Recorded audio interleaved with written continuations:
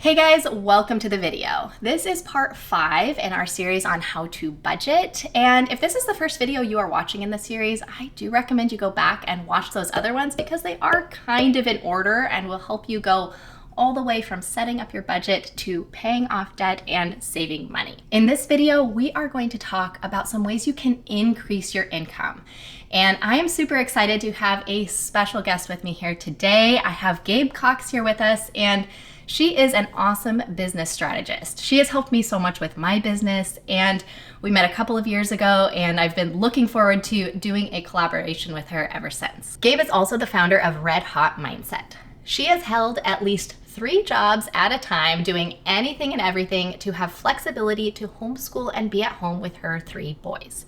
She knows all about making ends meet while still keeping her core family values a priority. And to get started, I would love to hear about why you have always had 3 jobs. Was that just a choice? You enjoy the hustle and working, or was it paying off debt or savings? What was kind of your reasoning for deciding to do that? Sure. Kassy, I'm super excited to be here with you today and talking about this. This is a topic I haven't really talked about much, so it's super fun. But there's a few different, probably facets to why I've always held so many different jobs. And one of the main ones was my husband and I were not great with money initially. Getting into marriage, we bought a house right away that we couldn't afford. We didn't have solid jobs right away. It was just a lot of learning for us going from college to adulthood. And I wish that somebody had taught me this a long time ago when I was in high school, how to budget, how to be financially savvy, how to invest, all the things that I want to do now and the things I'm teaching my boys how to do. I wish that someone had done for me. But so that would be one of the reasons. The other reason, and the main one, is when I moved into motherhood, which was quite a bit earlier than I had planned. It happened about a year into our marriage. I found out I was pregnant. I was like, wow, that was really fast. Okay, so getting right into it. But I knew that I didn't want to be away from my kids. I wanted to have them be a part of my life. I wanted to be a part of their life. And so we wanted to make sure that we could do things without having to have paid childcare, where we send them to someone else for the whole day, we go off to work, and then we come back and try and be a family unit. So that was one of the reasons. And then the other reason is just because I didn't want a full-time 9-to-5 job where I went out. I wanted to be at home and be able to do some of the things that I'm doing with them, like homeschooling, and also just being their main example. That has been a huge priority for me. That's awesome. So you have been able to not have any paid childcare, even with juggling 3 jobs ever since you had your child. Wow, that is so incredible, and I'm so excited to hear more about your journey. Be sure to stick around to the end of the video because Gabe is going to tell us her favorite jobs that she has done and give recommendations for if you're an introvert, things like this might work well for you, or if you're an extrovert. So be sure to stick around until the end. So to get started, could we maybe talk about some of the outside the home jobs that you have had and how you made that work with having kids? Yeah, one of the reasons that I would be quote unquote an expert for this is because I have held so many different jobs. I've done everything and anything to make ends meet. And so it's been kind of fun because I'm one of those people who I don't like to just do one thing. I like to have a diversity of things to do. And maybe it's just because in the past I learned I needed to hustle. I just was a hustler. I was an achiever in everything I did. But maybe that helped me be able to hold down multiple jobs at a time. I don't know. But now I've learned I like to slow down a little bit. But some of the jobs that I've held, especially as coming into motherhood, I used to, even in college, I had multiple jobs. I was a nanny in the early mornings and brought her to school. I was editor-in-chief of our newspaper. I was the resident assistant to pay for my housing. I have always done what I needed to do. But moving into motherhood, I just wanted to be able to do something that I could do from home. And a couple of my favorites in the beginning was when I only had one child, I did some nannying because babysitting was my whole life. That's how I earned money when I was younger. I started at 10 and did it through college. And so I thought that would be an easy way to do something I really enjoyed. I really liked helping with other kids, and they allowed me to bring my first baby with me. And that was really, really good because then I got to parent him alongside helping with the others. And so I love the idea of doing some type of childcare, whether it's in someone else's home, or having them come to your home, or doing a daycare of some sort, that is a really great way to work from home as a mom. So another thing that I've done is I actually did have a full-time work outside of the home job, and it was more of a non-traditional. I was in the restaurant, and I did that because I could do nights and weekends where my husband could be working at the daytime. He had the kids at night. I could go, which was kind of frustrating because we were like two ships passing, but it worked for the season that we were in. And I was in the restaurant. I started as a host. I worked my way up to serving, to supervising, to actually being in restaurant management, which I don't recommend as a mom. But because I was there 50 to 60 hours a week, it really did take my life. Yeah. So I mean, you can do things like that, but I think serving is also a really great opportunity because you can make good money. You can do it in short hours. Serving usually is, 3 to 6 hours at a shift. And the only thing that stinks is that it's usually nights and weekends are your best money-making times. But it's nice because then you don't have to pay for childcare. When you mentioned working weekends and evenings, that made me think of, I actually got a job this last holiday season because everything has just gotten so expensive. I don't know about where you are, but groceries and activities and all of that stuff has just made it harder to make ends meet on one income. So my husband said, well, I could get an evening job and work some nights too. I said, we would never see you. Why don't I get a seasonal job and do nights and weekends? And like you said, it's like two ships passing in the night. I mean, we would have like 30, 45 minutes where I would tell him about the day and tell him what's for dinner. And he would say, okay, where are we going? Take the kids off to their activities, things like that.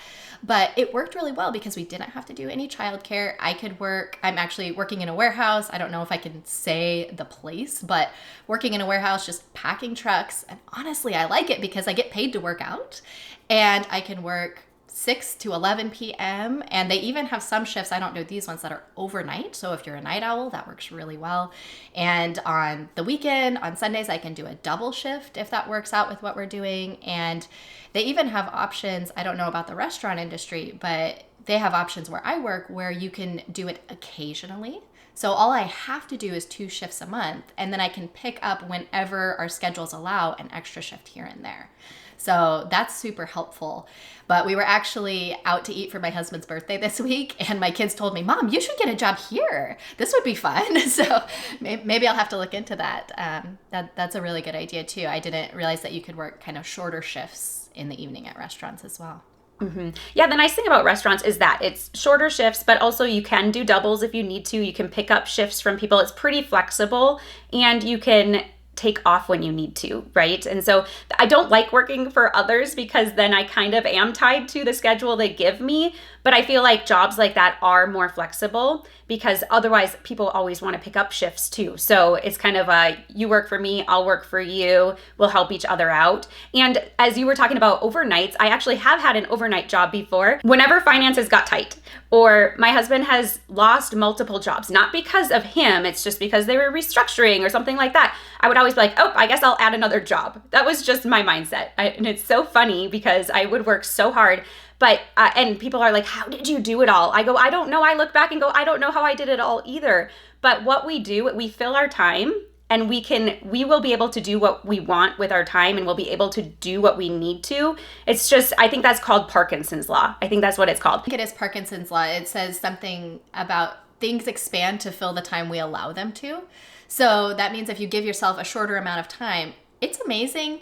Once I started this other job working outside the home this last Christmas time, I became so much more productive. I could make dinner so much faster all of a sudden because I didn't have time to make it for an hour or an hour and a half. All of a sudden, I was making 30-minute meals. I'm making the same meals, but I'm just having to work a lot faster. I'm having to involve the kids more, which I think is good for them to learn how to help out more and things like that too. But yeah, the amount of time, we all have the same amount of time, and it's how we use it. And you can take more time doing the things at home, or you can take less time and then fit in some other jobs if you need to. Yeah, exactly. And that's what I did. I'd always let's just add another job. Why not, right? And so I worked for a large fitness company, and I was at the front desk from 10 p.m. to 3 a.m., 5 a.m., something like that. It was an 8-hour shift a lot of the time. And I am not a night owl. Like, my kids would laugh if they knew I did that for the season I did, because I go to bed at like 8. and I go to bed before my kids, right? And I get up at like 4:30 or 5. So it's not a season I would do ever again. But I got to sit at the front desk, actually stand. And so I was standing, kind of moving around, folding towels all night, doing mindless things. So it was kind of a mindless thing. And then my fun activity was being able to clean the women's locker room showers. That was my field trip, I guess, for the night. But you know what? It worked for the season that we needed it. I did it for about 6 months, and that was on top of my full-time restaurant management. So you do what you need to do, right? Yeah, that's awesome. And that's a really good idea. I wouldn't have thought of working at a fitness place overnight. But yeah, if you're in a big enough city and there's 24-hour places, they always need people to be cleaning or manning desks or whatever.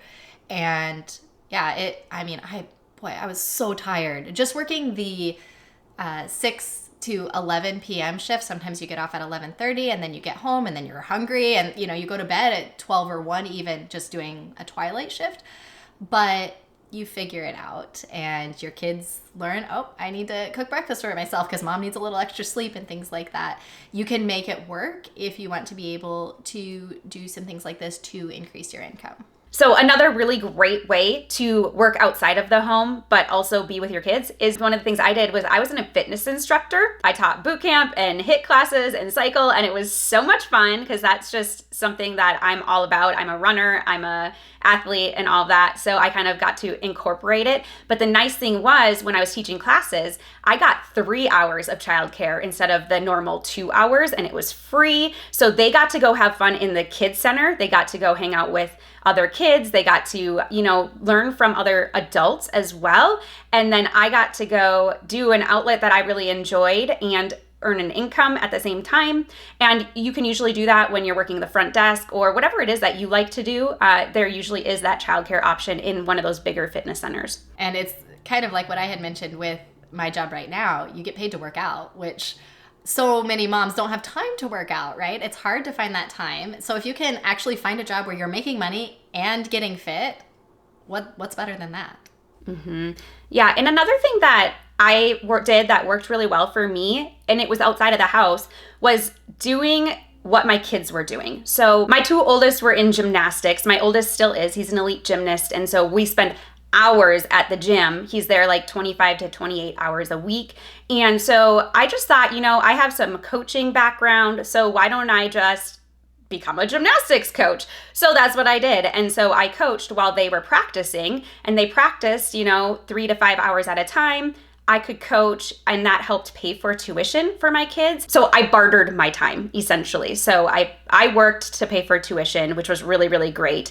And I had fun doing it. It was a way for me to get out and be able to interact with adults and kids, and even be able to see my kids in action as well, and just be a part of what they were doing. So something to think about would be, what activities do your kids do? And is there a way you could incorporate earning money while they're at their activities? And I love the way you say you bartered your time. This kind of goes back to a recent video we did on decreasing expenses. So this isn't increasing your income, but that can be a really good way to decrease your expenses. We all have skills, and they're different skills than our friends have. And I teach some piano on the side, and one of our friends speaks Spanish fluently. And I was asking her, would you be willing to give my kids Spanish lessons? And she said, sure. Do you want to trade piano for Spanish? I said, yeah, that sounds great. So think of ways that you can either decrease your expenses that way or increase your income that way. With bartering can be a really good way to, like you said, have it tax-free so that you're actually making more while you are doing what you're doing. Mm-hmm. And one thing that to note with the bartering thing is that one of the reasons I didn't pay for childcare is, well, I had really great parents who were willing to help out, but I bartered with my friends. And so I would take their kids once a month, they would take mine once a month, and we could do what we needed to do, have a day to ourselves, or go work or do whatever we needed. And it was a great way for the kids to get an outlet, for us to have an outlet. So something to think about. That doesn't really have to do so much with income, but it's a way to think about, how can I, if I need childcare, what's a great way I could do this? I could just help someone out and they could help me. Absolutely. And yeah, that would work if your friends work even all the days during the weekdays. Maybe you work on the weekends. and you kind of work out childcare that way or something like that, maybe 3 days a week. And you can help each other while also increasing your income, which is a fantastic thing to do. So I love those ideas.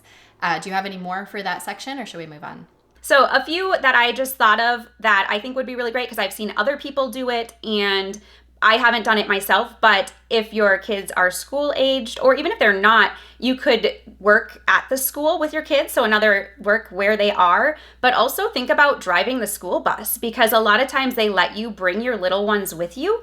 And I know it's not a glamorous job. It's not really that fun to be in a bus with 500 million kids who are yelling and screaming and throwing things and whatnot, but it is a great way to be able to do something very part-time and actually earn a decent amount of money doing it. Yeah, bus drivers in our area, they're always huge banners saying, we need to hire, and they pay what seems like pretty well to me. Yes, there's a little training involved, but that's a really good idea. Well, I love all of these ideas. Let us know in the comments down below, though, if you guys have had some experience or you have other ideas for people who need to increase their income and want to work outside the home. But for now, let's go ahead and move into some work at home jobs, some things that you could do from home. Tell us about your experience with some of those. I have a lot of experience with this, because that's one of the things I tried to figure out, is how can I make money while I'm at home so I don't have to go punch a clock per se. And so a couple of the things that I did, now I'm a homeschooling mom and I homeschooled my 3 boys. My youngest is in a charter at the moment,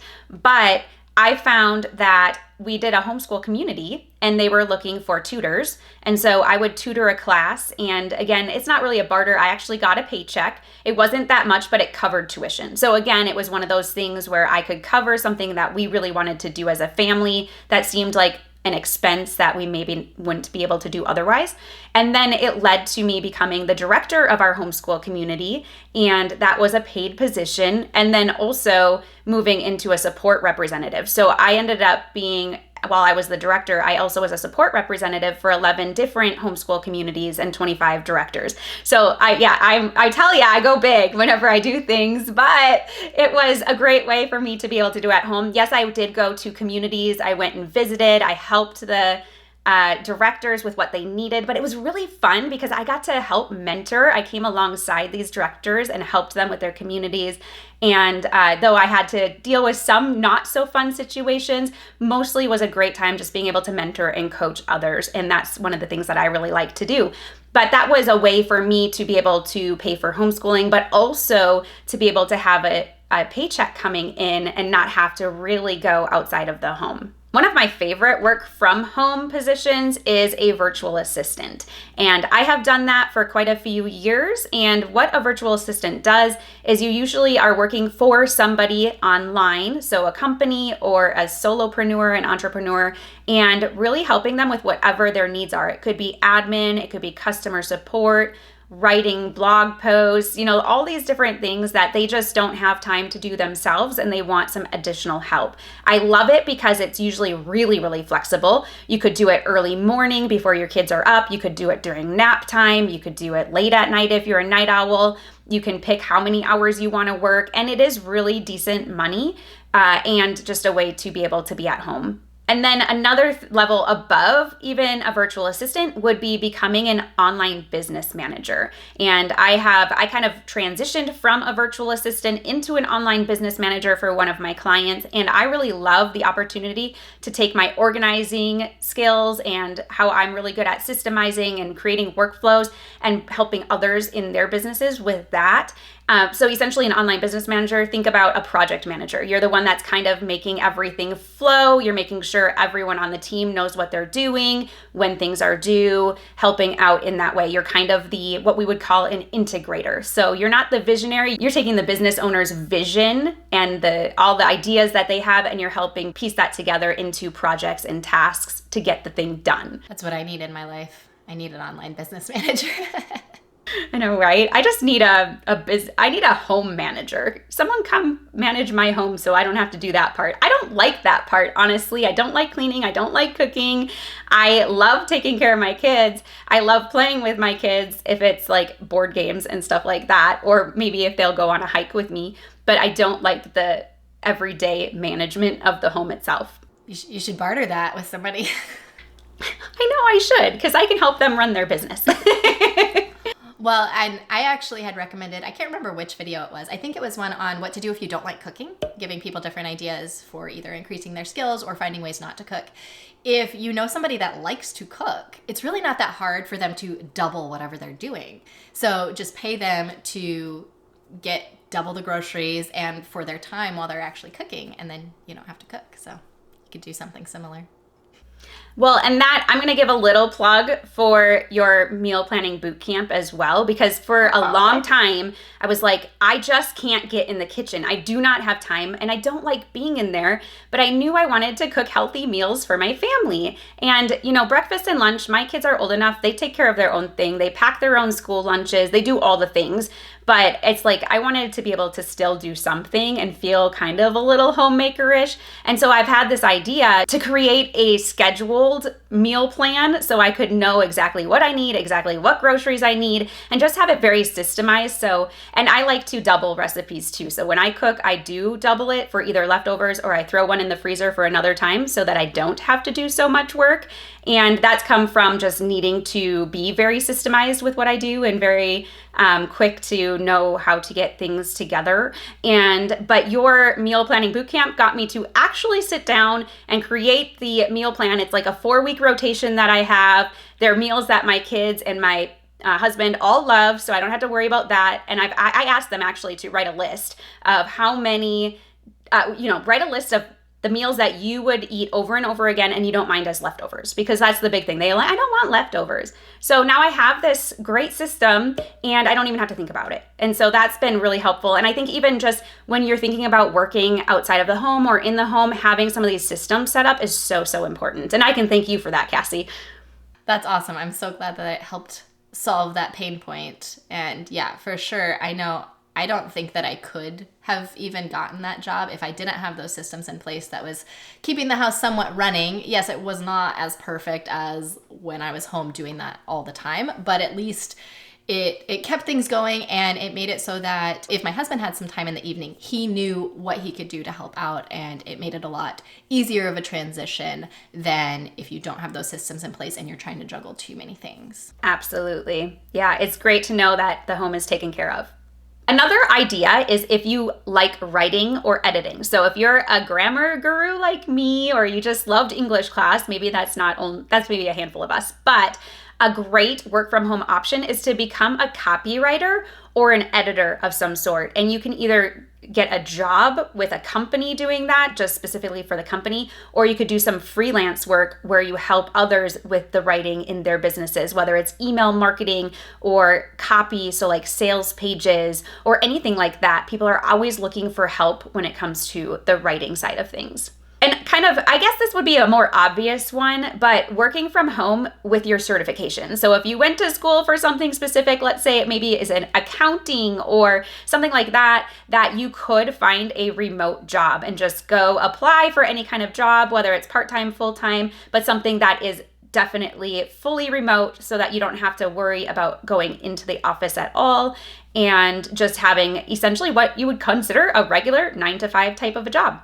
Especially since COVID, just about every place either has some remote people or they're willing to do remote if they find the right person.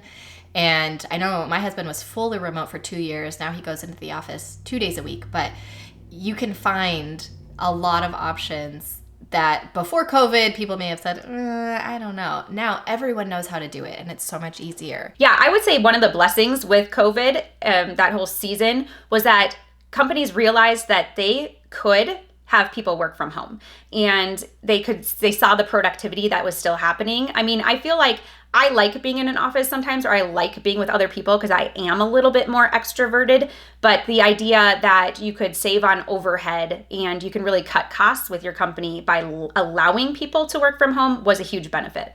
One other idea too would be a call center. So I know some of the big manufacturing companies or different places like that, they have call centers, and a lot of times they do some remote. I don't know how to get into it, but I do have a friend who does it from home and a friend who does like a medical call center from home as well. So there's definitely options like that. Something else along this line that I've actually been thinking about recently, because I had a friend approach me and ask me if I would be interested, is you can do management for Airbnbs. And you can actually make really good money doing that. I've looked into it a little bit, and there's a big, what's the word? There's a huge range of what's involved with that. Some people do everything, and you make a lot of money if you do that. If you want to manage the bookings, if you want to do billing, if you want to be communicating with the cleaners and all of that stuff. Or you can do the type of management where you just manage the bookings and get paid per booking, and you can get percentages and things like that. But I was actually pretty surprised how much you can make doing that, and you can kind of figure out what works for you as far as how involved you want to be with it. And also, kind of along that line, you can also clean Airbnbs. That's something else that a friend talked to me about possibly doing.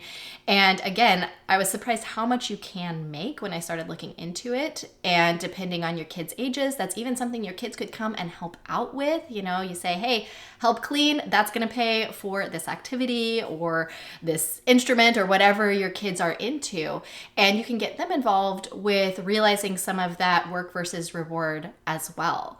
So those are a couple other ideas. There's so many ideas depending on what you're interested in, what your family does. And there's just so many different ways that you can increase your income if that's what you need to do. And if you aren't quite sure where to even start with looking for work from home ideas, I've personally hired people from Upwork and have had wonderful experiences with doing that. You can bid on jobs, you can just put your information out there and people can reach out to you.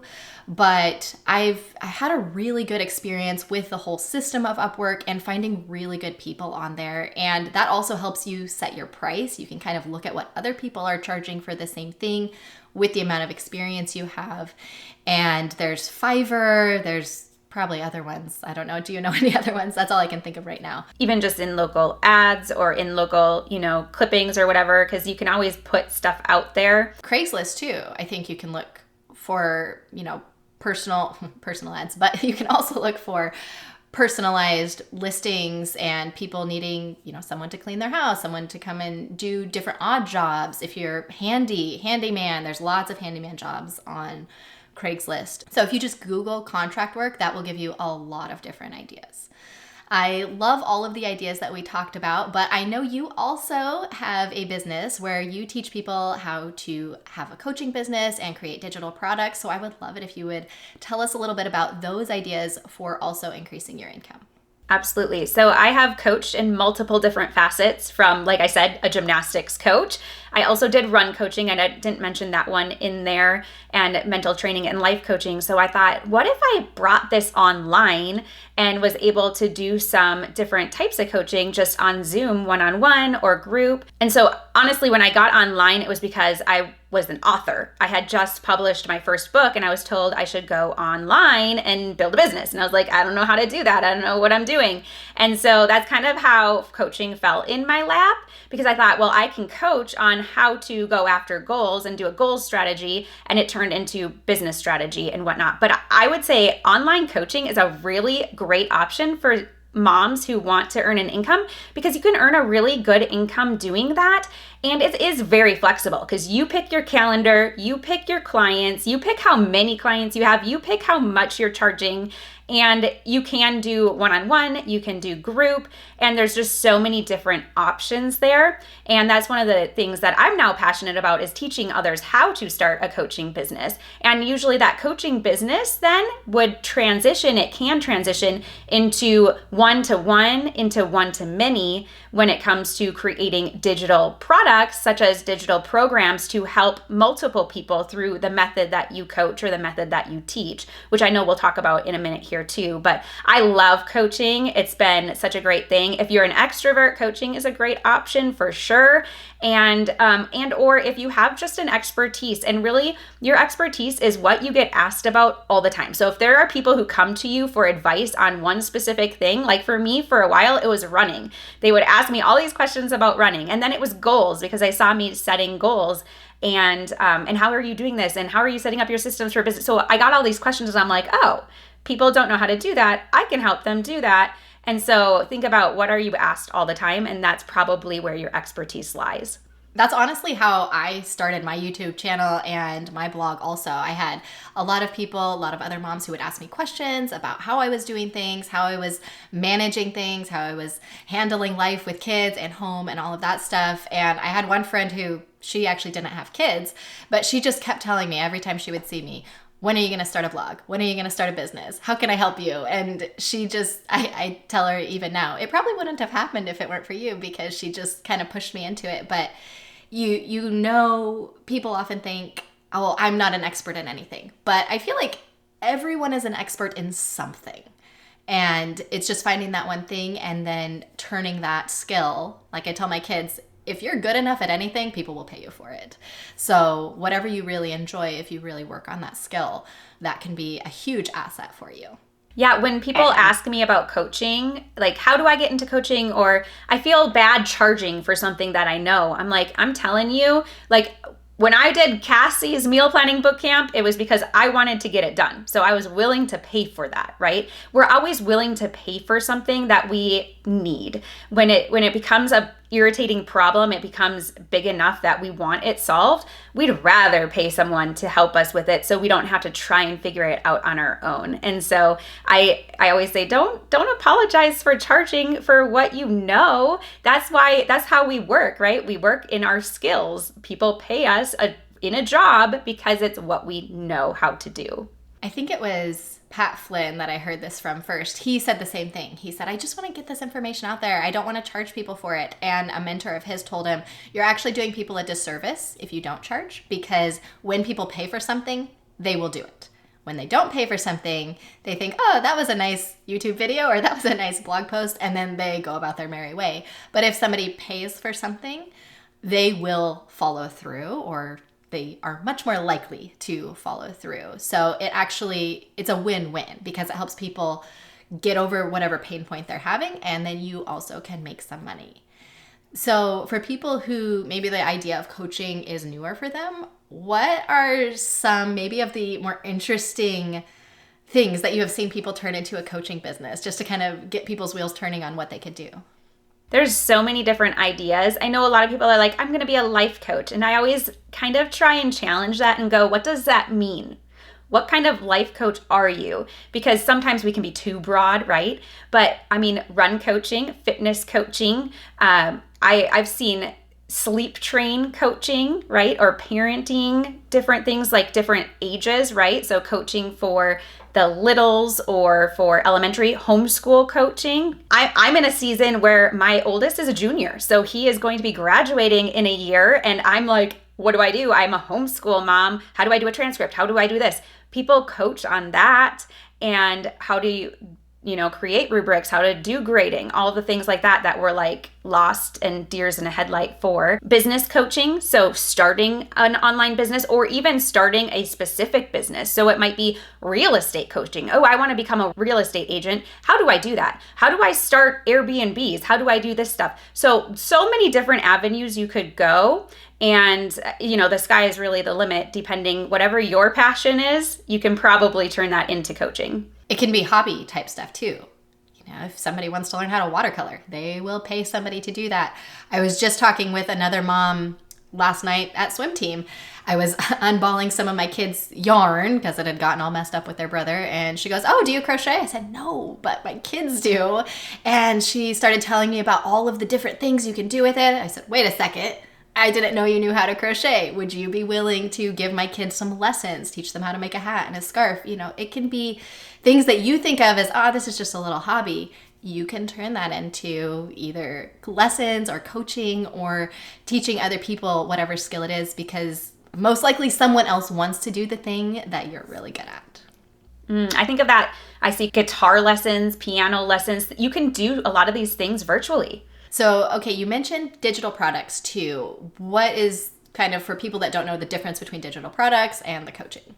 So coaching is more of I would call it a service-based business, because it's active. You are trading dollars for hours essentially, because you are meeting one-on-one or you're meeting in groups with people and working kind of live together in the coaching aspect.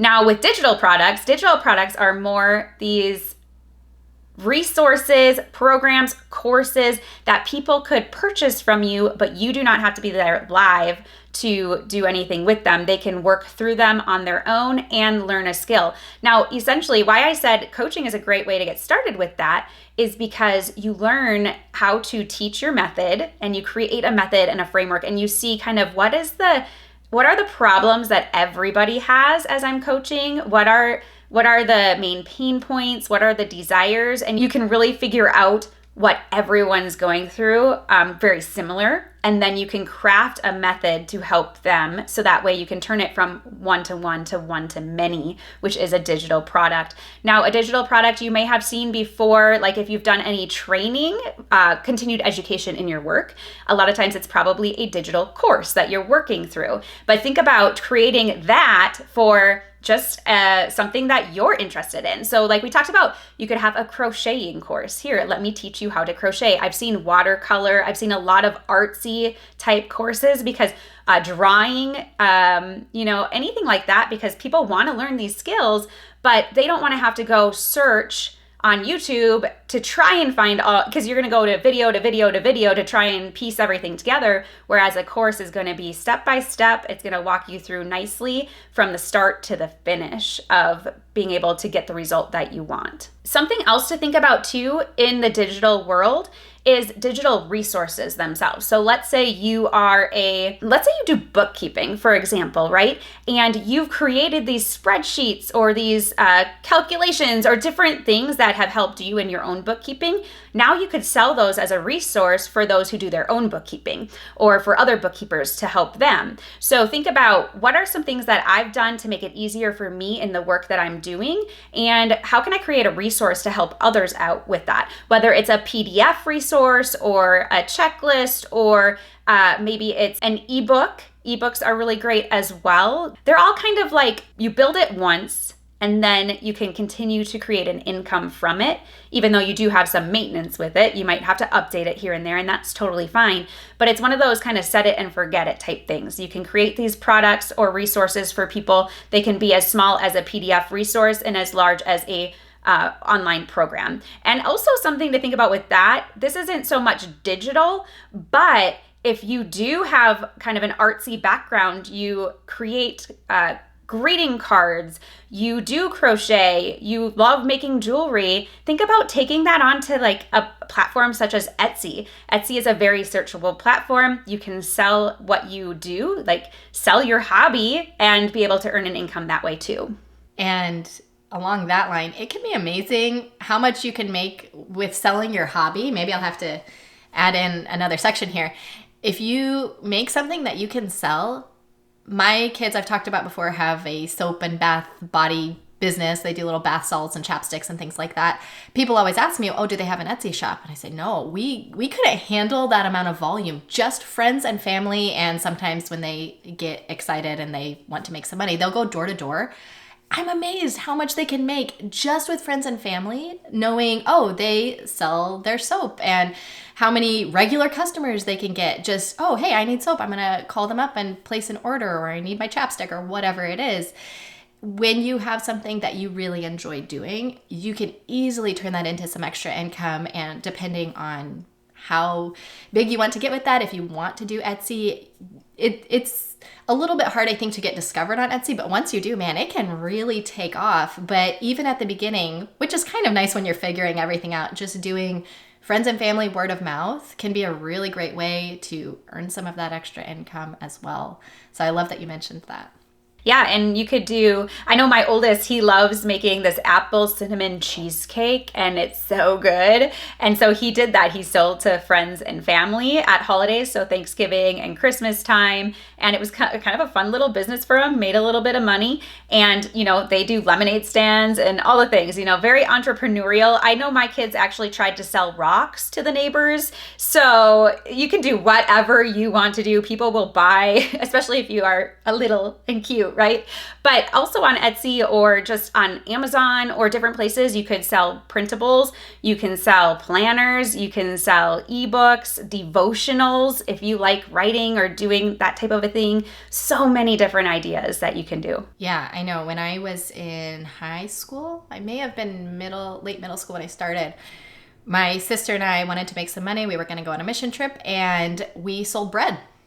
And same kind of thing. Bread is amazing, or cheesecake or something consumable, because you will have people that will buy every single week.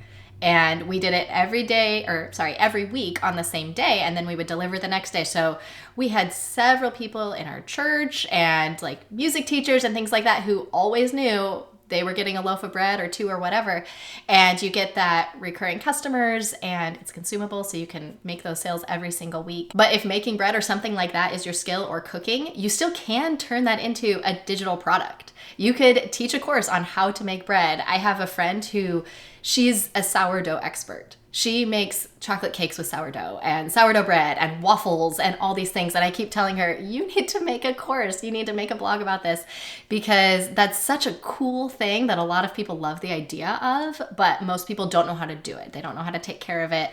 And so anything, even if it is baking or making soap, you can turn that into a YouTube channel. You can turn that into a course on how to get started making soap, or how to get started with a little business if you are good at doing things like that. The sky's really the limit with how you can increase your income that way. And actually, the more specific the course, the better. The more specific you teaching. And so I've seen, there's one course that I saw on orchids, like taking care of orchids, just specifically. And she makes tons of money doing that. Or indoor plants. There's one that I know who is doing really well with the indoor plants course. And then she has an indoor plants YouTube channel. And gardening, like there's so many ways and directions you can go, and just having fun with it, doing something that you really are going to enjoy for the long term. And workbooks too. I don't remember if you said workbook or not, but that is something that I have actually done. You guys know I'm always saying, check the description for the workbook that goes along with what we're talking about. So those can work really well for people that just need a little bit of help, a little something to get them started, and then they can take it from there. And with those, often they are easier to sell because the price point is lower, but you make a lot more sales. So that can be a really good product to get started with. And then you can see which of your workbooks are selling more, and then decide to turn it into a course or a boot camp or something like that from there.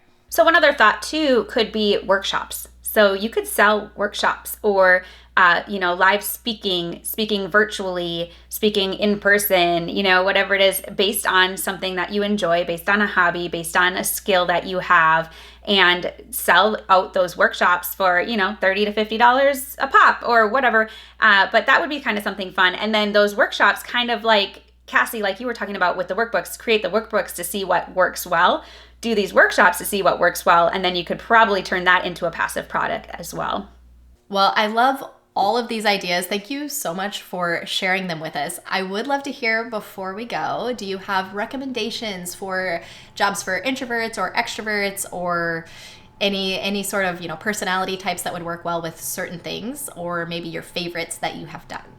Absolutely. So I can tell you my 3 jobs. We'll go with the 3 jobs that I currently have, is essentially an online business manager, a success coach, and then my own podcast and writing. And so there you go. I do still have 3 roles, but, and now I love what I do. I would say those are my favorite now of everything, because I've worked so hard to try and find the thing that I could stick with. And I think that's what I could stick with. Now, maybe in the future, I'll have one role, who knows? But as far as what I would recommend for especially introvert versus extrovert, I would call myself an extroverted introvert. Over the years, I've become more of an introvert. I'm like, give me my space. I love being in front of people. I love talking with people and socializing, but I like being kind of in my own space now as well. If you are more of an introvert, going the virtual assistant type job would be a really great role because it's all on your own time. You have one person that you're working with or multiple clients depending, but they're just telling you what they need done and you go do the thing. And you can decide if you want to work on the customer support side or not, be more in the background or whatever it is. So virtual assistants is a great option for those who kind of want to be more behind the scenes and also have that flexibility. For an extrovert, honestly, if you want to work outside of the house, I would say a serving role would be a great role because you get to go interact with all different types of people. You get to have your adult time. You make good money doing it. It's a punch the clock and go home kind of a thing. So you don't have to bring your work with you unless you're like me and you have nightmares about not getting ranch to a certain table or, that happens. I still have nightmares. When I have nightmares about the restaurant, I know that I am stressed. And so I have to find the root of that. And then also for online, an extrovert makes a great coach because I know you want to interact with people and you want that time. So if you are at home with your kids and you just want that interaction, you'll get that little bit of interaction, those little hits a couple times a day or a few times a week. So that's a really great option. And then let's say you're an achiever or a driver, like maybe you like to have control. If you're like me, you like to have your hand in everything. Then going the more online business manager, project manager type role would be really great for you because you get to kind of control everything that goes on and make sure everything is running smoothly. So those would be probably my recommendations for the different personalities. What about you, Kassy? I'd love to hear if you have any ideas or maybe some things that you think would be fun based on personality or maybe your favorite. Yeah, I'm kind of like you. I've done, anything and everything, especially when we were working to pay off our debt and things like that out of college. I love the nannying, honestly, if you want to be home with your kids. I did some of that too before I had kids, but that's such a great idea. It helps other moms out and then you're home with the kids. That would be a good one. I guess it could go either way. It depends on how introverted you are. But if you don't want to be talking with other adults all day, that can be kind of a fun thing. I always loved nap times. You get all the kids to nap and you've got a break and you're getting paid to read a book, or if you're doing it at your house, clean your house, or, whatever you want to be doing. So that can be a good option. That's one of the things that I really enjoyed. But I love working in warehouses too. That was one of the things that I did when we were first married, and I'm doing it again now. I feel like the people there are just really down to earth. They're really chill about things.